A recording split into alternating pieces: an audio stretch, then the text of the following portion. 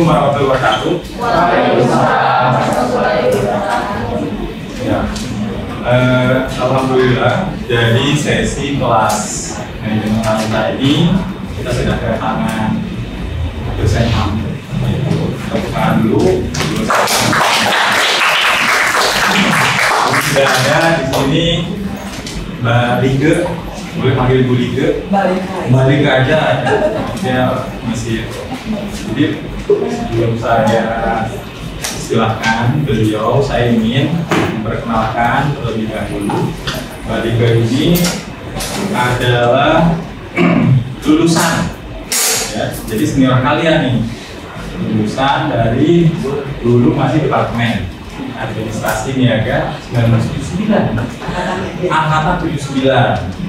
Lalu juga lanjut di FISIP di ADM juga kayaknya ya, mengambil spesialisasi Human Resource lulus tahun 2004. Selanjutnya jabatan beliau saat ini adalah Executive Director Forum Human Capital Indonesia. Apa itu FHCI?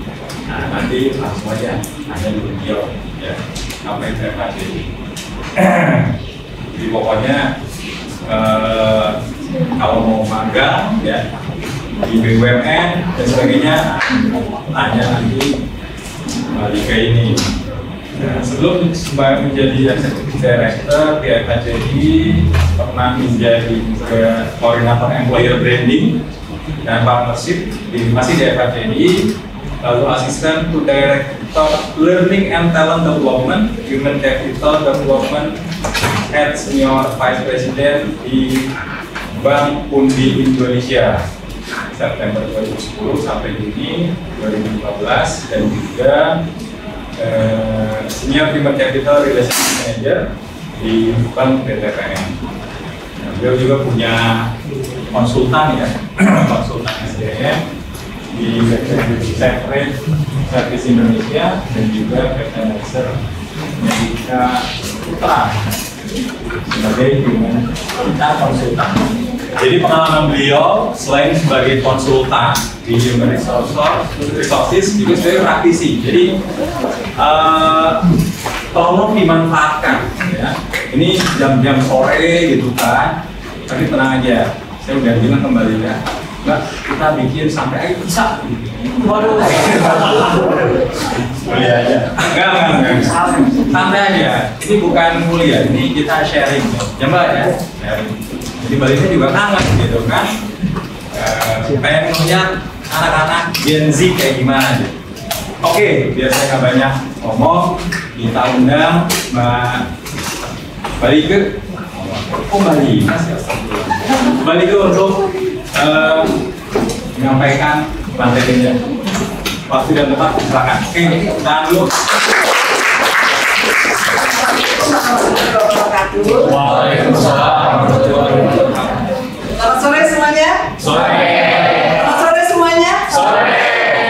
Kamu masih nggak? Kamu semangat nggak? Semangat. Semangat ya. Oke, terima kasih pada Pak Eko atas kesempatannya, ya. Saya bisa. Mas Eko. Oh, Mas lagi. Kamu kalah. Kamu kalah. Mas Eko, atas kesempatannya saya menjadi keren banget ya dosen tamu. Tapi saya senang sekali karena kayak back to kampus, ya. Saya angkatan 79 di FISIP jurusan administrasi niaga juga. Tapi tahap itu kan masih FISIP, ya. Nah sekarang terus kemudian tahun 2002 saya juga ambil S2-nya itu di FISIP juga niaga jurusan sumber daya manusia. Ya, jadi memang bidang jalurnya jalur sumber daya manusia, ya. Nah sore hari ini saya akan sharing mengenai manajemen talenta, pelaksanaannya di BUMN. Ya, karena jelas saya ini adalah Direktur Eksekutif dari Forum Human Capital Indonesia. Ada yang pernah tahu? Tahu. Ya sekarang lagi heboh rekrutmen.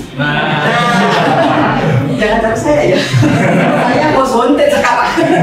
Jadi di kegiatan rekrutmen bersama BUMN ini saya most wanted karena yang konkret tidak bisa login, tidak bisa download SEB, ya semuanya itu FHCI soalnya pelaksananya. Tapi kita mau kerjasama dengan perusahaan lain untuk platformnya ya. Tapi yang di depan kan FHCI ya. Nah, jadi sekarang tuh saya menjadi musondet istilahnya. Tapi nggak apa-apa. Jadi itulah kerjanya FHCI. Jadi kita mengumpulkan seluruh kebutuhan dari BUMN. Kebutuhannya apa aja? Kalau yang sekarang ini ada 1.777 posisi atau kebutuhannya lowongannya di seluruh BUMN, ada 42 holding BUMN ya yang buka lowongan. Kemudian untuk itu dari lulusan SMA, S3, S2 sampai S3. Ya, kemudian untuk disabilitasnya kita juga ada kurang lebih 58 orang kebutuhan kita itu kita yang proses dari FHCI. Oh, boleh? Bisa digunakan ini? Bisa ya? Oke. Mas Eko ininya apa? Aku pakai ini karena PDRT. Oh, nggak bisa ya? Atau mau slide aja? Oke. Bentar ya.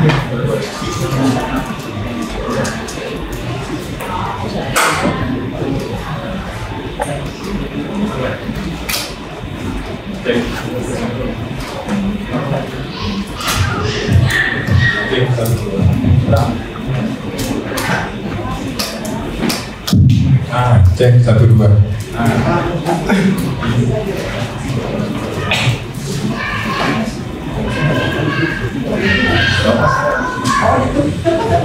Terima kasih. Lebih jelas ya? Ya. Lebih jelas ya. Oke. Jadi pertama mungkin saya akan jelaskan dulu mengenai FHCI-nya ya, supaya kenapa saya kok bisa maksudnya jadi tahu mengenai pelaksanaan manajemen talenta di BUMN ya, seperti itu. Oke, jadi ini tentang FHCI-nya.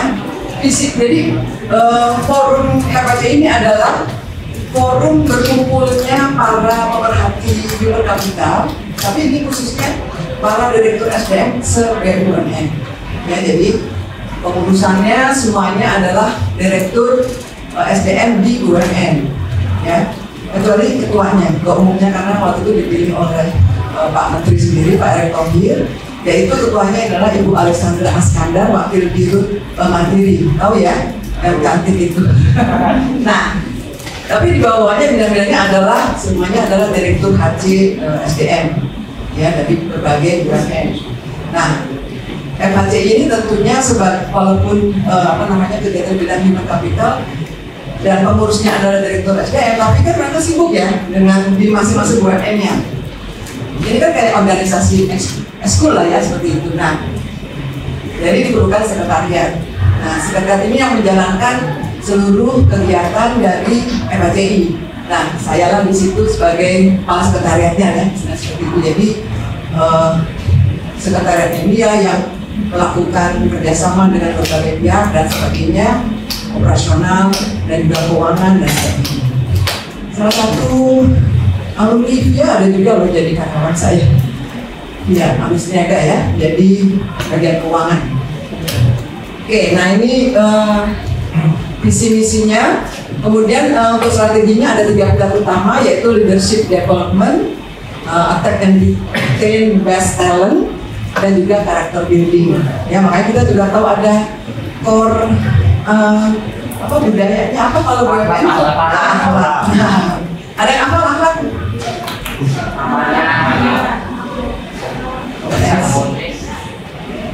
Kompetensi, harmonis, L-nya goyang, adaptif sama kolaborasi. Ya itu kalau insan BUMN harus hafal ya. Nah itu antara lain dengan akhlak itu, budaya itu semuanya sama. Kalau dulu makanya BRI punya budaya sendiri, ya kan, mandiri sendiri, kemudian apalagi itu BUMN lainnya itu Telkom sendiri. Nah sekarang semuanya sama. Nah, jadi itu yang menyatukan kita sebagai insan BUMN, dan juga tentunya dengan strateginya dari Jadi kita juga di bawahnya Kementerian BUMN ya. Kementerian BUMN maksudnya supaya nanti ada talent mobility.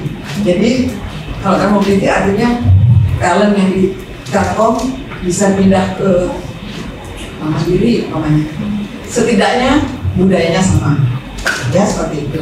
Nah ini adalah fungsinya FHCI kerjasama, jadi nanti ada keanggotaan dan tentunya ada benefit-benefit sebagai anggota FHCI. Makanya itu sharing session gratis, ya kan ya. Kalau ada training-training buat para direktur itu nggak gratis sih, cuman kita yang mengorganisir dan tentunya sesuai dengan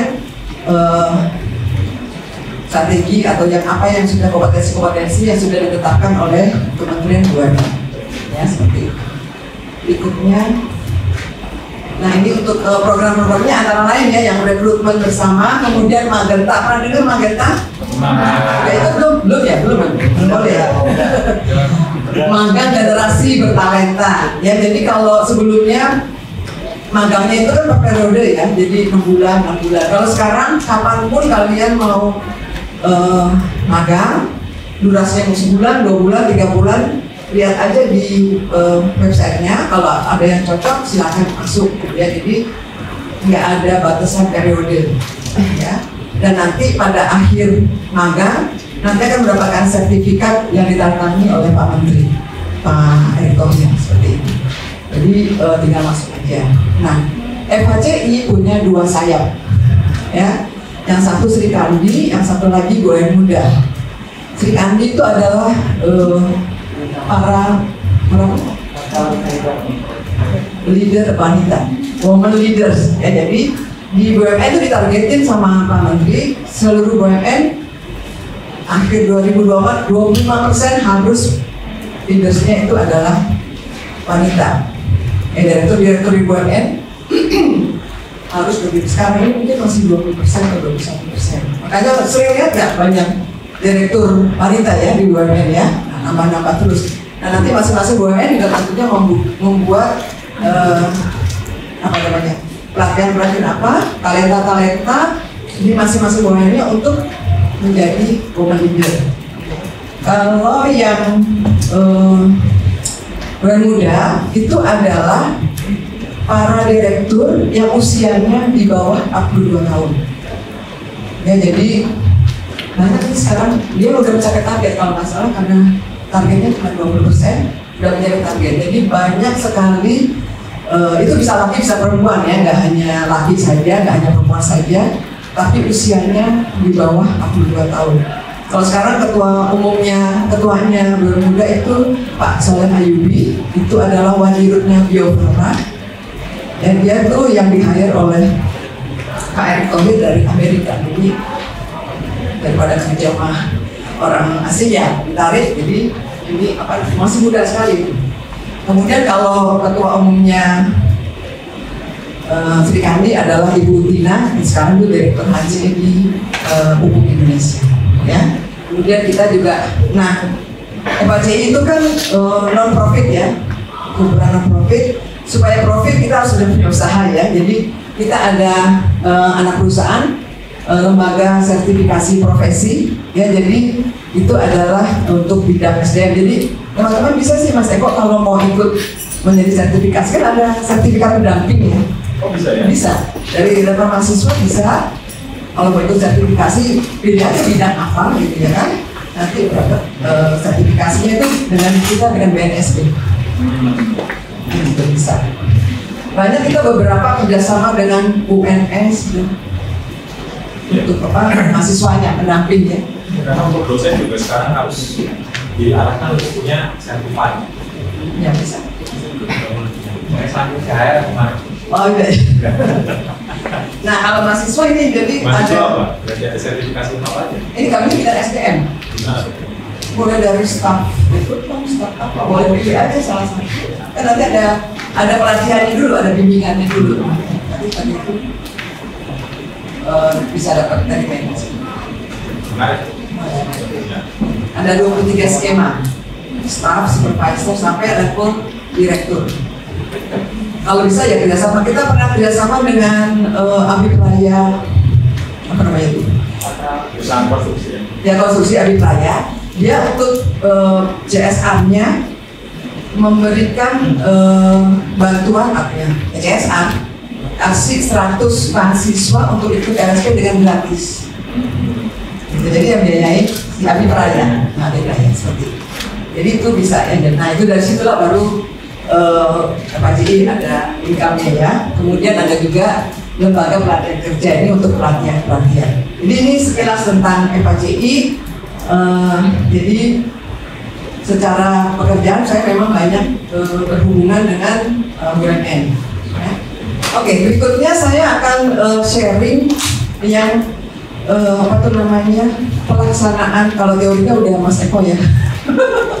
Ini pelaksanaan, bagaimana sih pelaksanaan manajemen talenta di BUMN ini? Saya ambil PLN dan Pertamina. Jadi PLN kebetulan, jadi di FHCI itu ada startupnya ya, pelaksanaannya ada startup organik, ada magang juga. Jadi mahasiswa magang juga ada di kita, sama ada dedicated namanya. Jadi BUMN mengirimkan atau menugaskan karyawannya untuk bertugas di FHCI ya, untuk melaksanakan di sekretariat.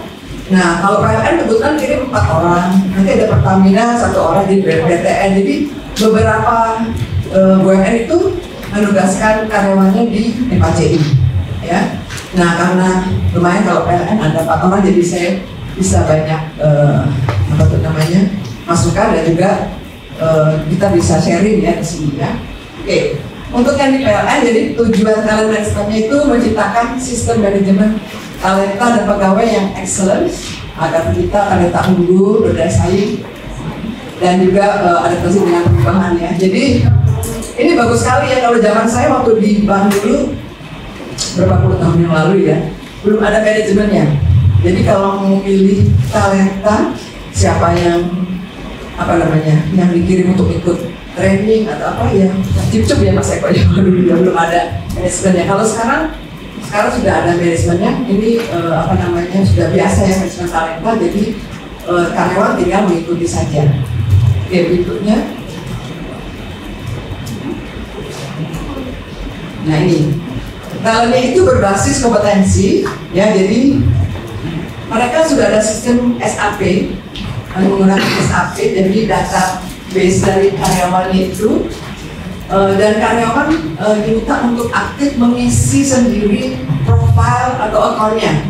Ya, jadi dia ikut training apa, sudah ikut kegiatan apa, itu dia pegawainya sendiri yang disuruh aktif untuk mengisi atau mengupdate akunnya. Karena kita suka males ya, tapi karena semua ya nggak mungkin lah kayak PLN itu kan karyawannya cuma 50.000 ya, kalau mobilitas juga pusing ya. Jadi mainnya udah digital ya.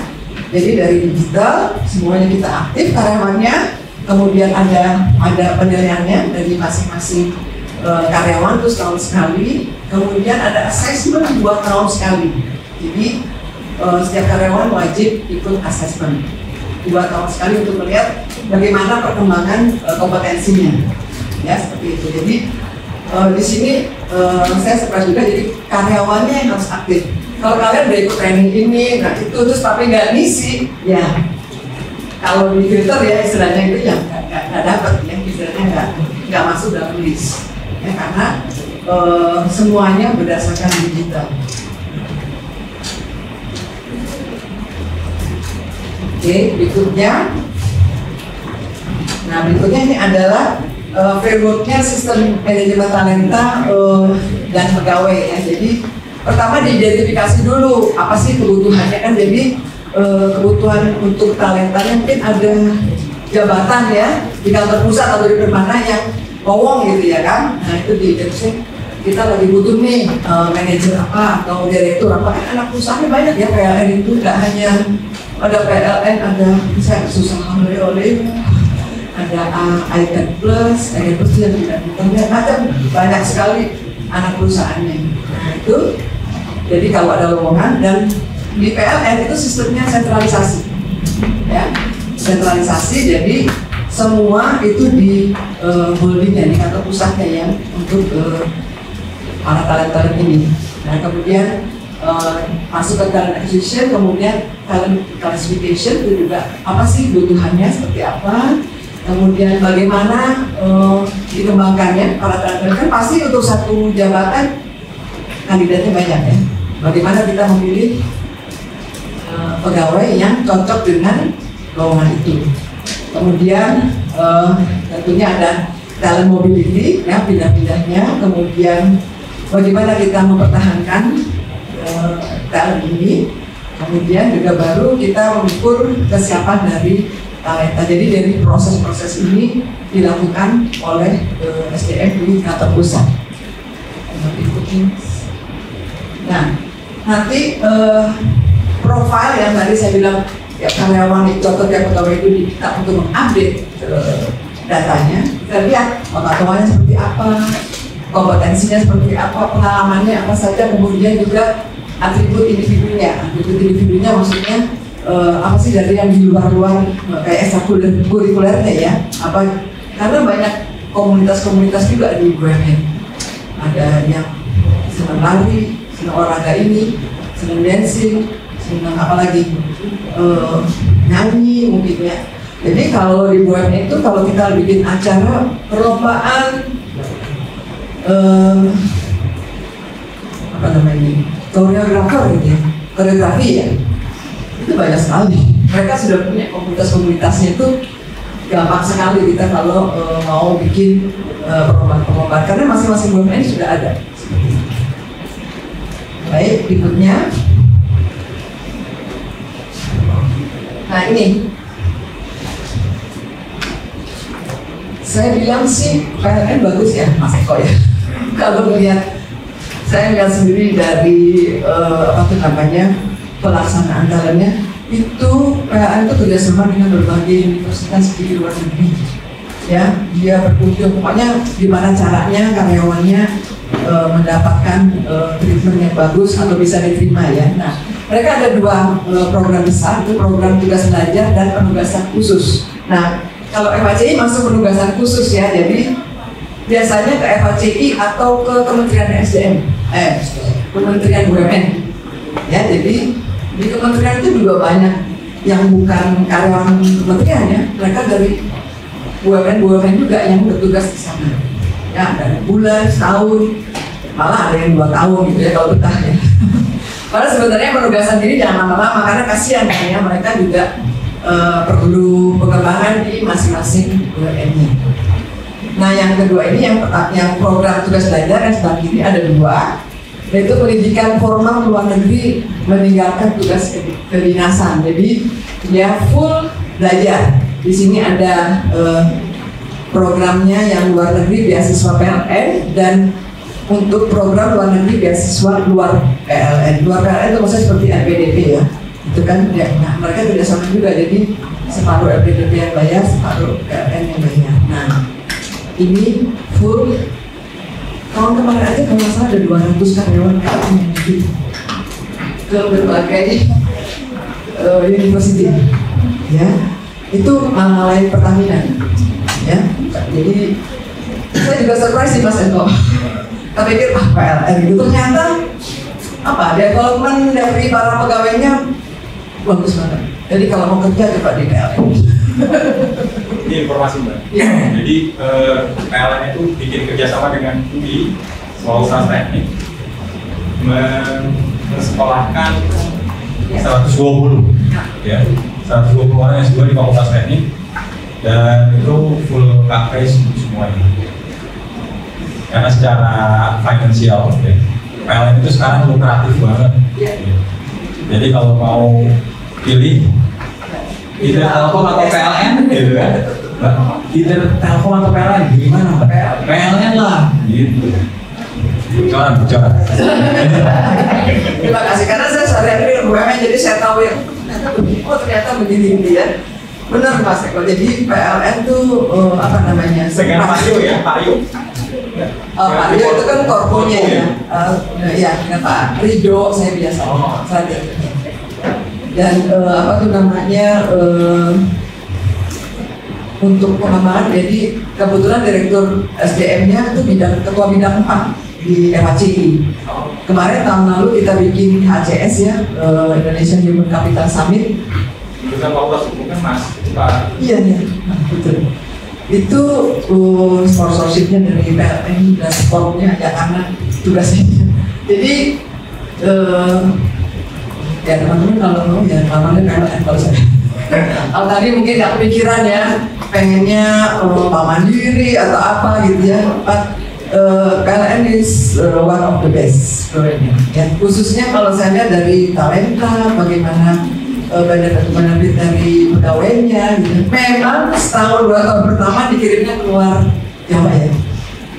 Ya jadi siap-siap aja, tapi akan kembali lagi. Jadi yang di FHCI itu adalah ada yang PLN yang dari Kupang sama dari Makassar ya.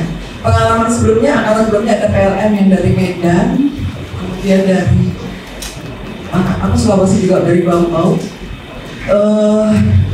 Alhamdulillah setelah bertugas di FHCI dipromosi masuk ke kantor pusat.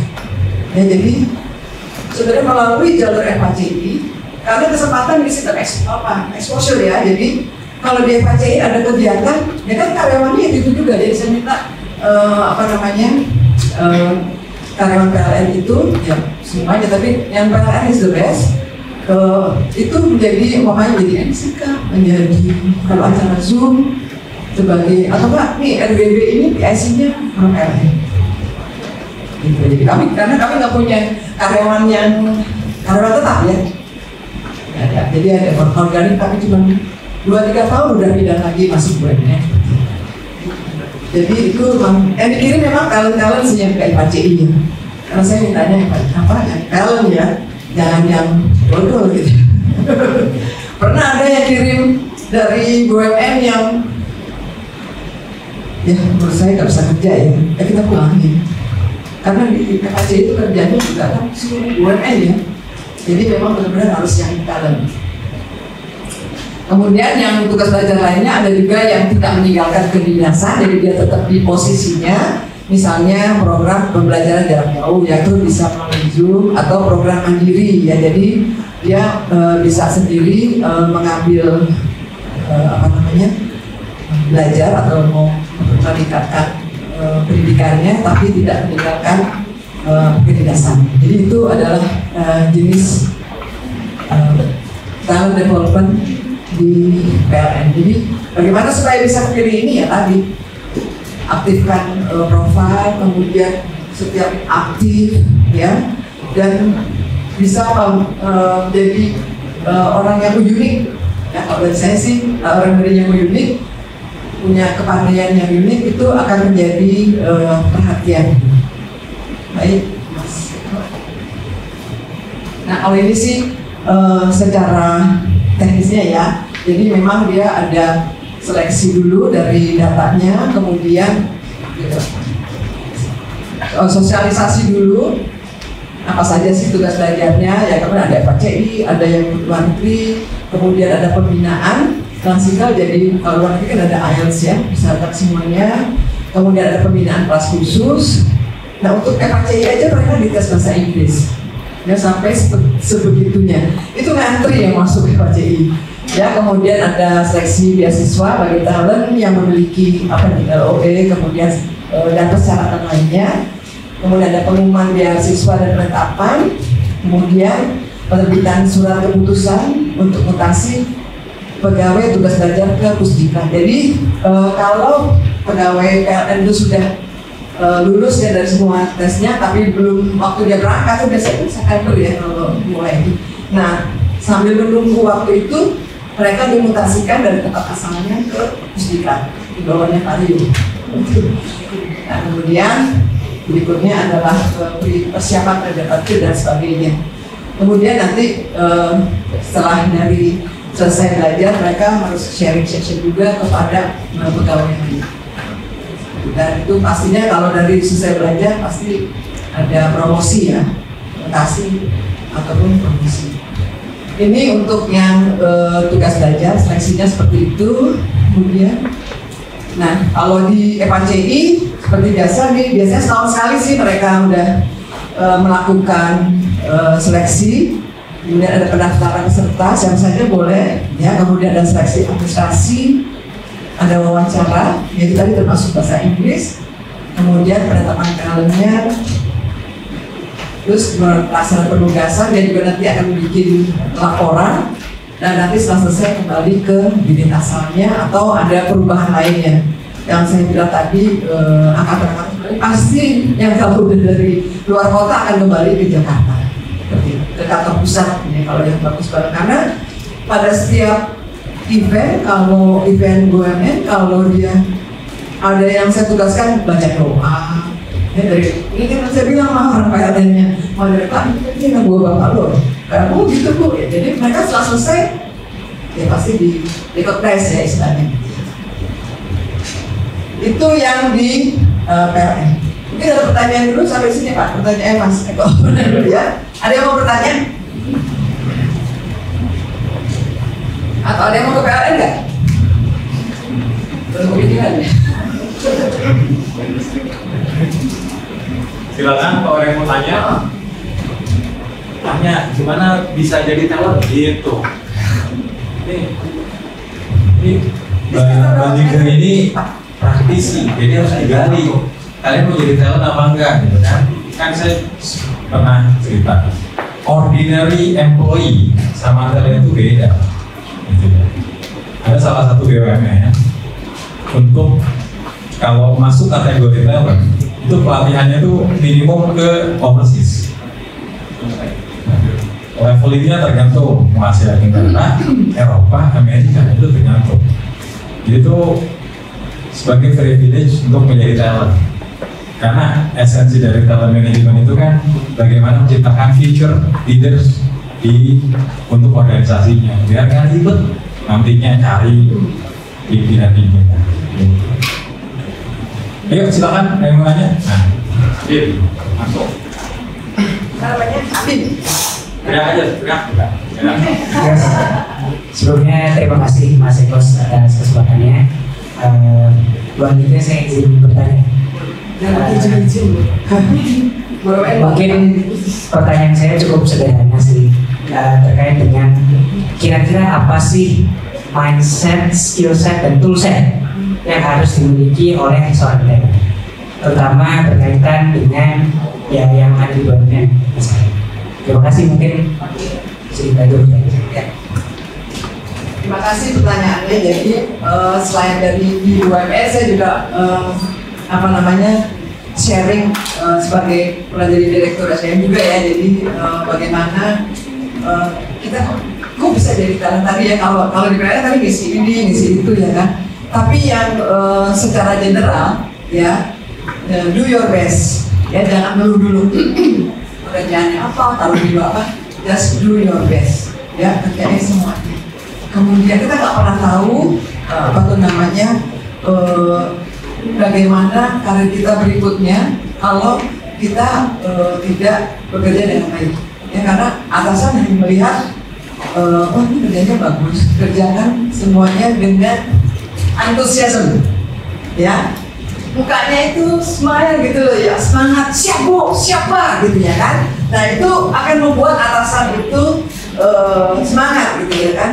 Tapi bisa dikasih terus ya. Gak apa-apa. Itu kita nggak pernah tahu, karena itu akan menambah pengetahuan kita juga, ya kan. Kalau nggak tahu bertanya apa dan sebagainya, gitu ya kan. Nah, bagaimana kita bisa mengerjakan tugas itu? Tentunya tadi kita harus punya kompetensi, ya. Selain dari ilmu yang diterima di dia dan Mas Eko khususnya ya kan. Nah, itu juga kita perlu menambah. Sekarang banyak sekali ya buat belajar di rumah yang gratis-gratis, banyak ya, benar nggak? Ya itu, nah itu apa namanya? Dan yang penting adalah passionnya di mana, ya. Nggak apa sukanya bidang apa, itu kalau kita menyukai bidang kita pasti kita dengan senang hati kan ya kerjainnya. Nah itu juga. Jadi jangan bentrok dengan saya nggak suka, pasti nggak akan bisa maksimal performasinya seperti itu. Dan bagi lagi adalah komunikasi, ya, baik dengan teman, atasan, syukur-syukur dengan bawahan kalau dunia itu we don't know, kita nggak tahu, roda berputar kan? Benar ya? Nanti saya akan ceritakan berikutnya itu adalah bagaimana talenta di Pertamina. Saya pernah Pertamina jadi PMO, kerjanya administratif sekali. I don't mind, ya. Yang mimpin saya muda-muda, 20 tahun lebih dari 10 tahun. Di atas saya itu 20 tahun di bawah saya artinya. Gak apa-apa, mereka pinter-pinter banget gitu ya. Terus kemudian pesertanya itu ada programnya itu para manajer dan sebagainya. Sekarang kalau ketemu, mereka jadi direktur dulu khusus semua. Ya nggak apa-apa. Ya jadi apa yang dikerjakan atau ditugaskan, just do it dengan baik dan benar. Ya. Jangan ada suami dulu ya Allah, gua lagi, ya ini lagi gitu ya kan. Itu akan secara psikis akan mempengaruhi hasil kerja kita. Ya, jadi enjoy aja, semangat gitu ya kan. Kalau nggak tahu ya bertanya seperti itu, ya kan. Kemudian tambah kompetensi yang tadi komunikasi, ya kan, dan sama semua orang baik. Jangan cari musuh, ya kan? Benar nggak? Setuju nggak?